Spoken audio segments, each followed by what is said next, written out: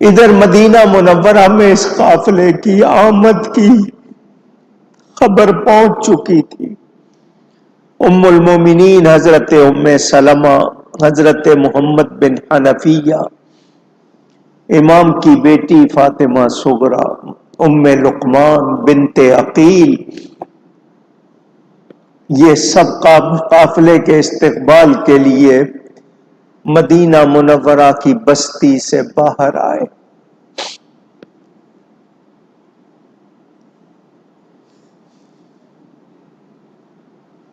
بیویوں نے جب ان استقبال والوں کو دیکھا، مومنوں کی ماں حضرت ام سلمہ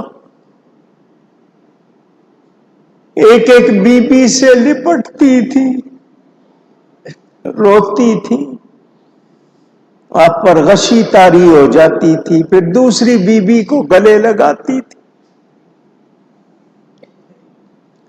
امام حسین کی بیٹی پوچھ رہی تھی، پھوپھی میرے بابا کہاں، میرا بھائی کہاں؟ امام زین العابدین ابھی تک اپنے ضبط کو برقرار رکھے ہوئے تھے۔ آپ نے کہا اب شہر میں چلو۔ فرمانے لگے بابا جان نے کہا تھا جب کبھی مدینہ پہنچنا پہلے روضہ رسول پہ جانا، نانا کو میرا سلام کہنا۔ یہ قافلہ مدینہ منورہ آیا، مدینے والوں کا بیان ہے، مدینے میں 2 مرتبہ قیامت کا سا منظر تھا۔ ایک اس دن جب رسول اللہ صلی اللہ علیہ وآلہ وسلم نے دنیا سے پردہ کیا تھا، اور دوسری مرتبہ جب یہ کربلا والے مدینہ واپس آئے، روضہ رسول پر آ کر حضرت امام زین العابدین نے ابھی اتنا ہی کہا تھا، نانا جان اپنے نواسے کا سلام قبول کیجئے۔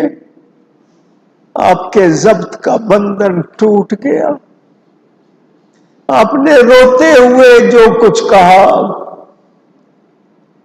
نانا تیرا کلمہ پڑھنے والوں نے ہمارے ساتھ ایسا کیا، نانا تیرا کلمہ پڑھنے والوں نے ہم پر پانی بند کی آنکھوں دیکھا حال سنا رہے تھے۔ قبر رسول سے گویا آواز آ رہی تھی، ہمیں کیا سناتے ہو؟ ہم نے تو خود وہاں موجود ہو کے سب دیکھا، اپنے بیٹے کی قربانی دیکھی۔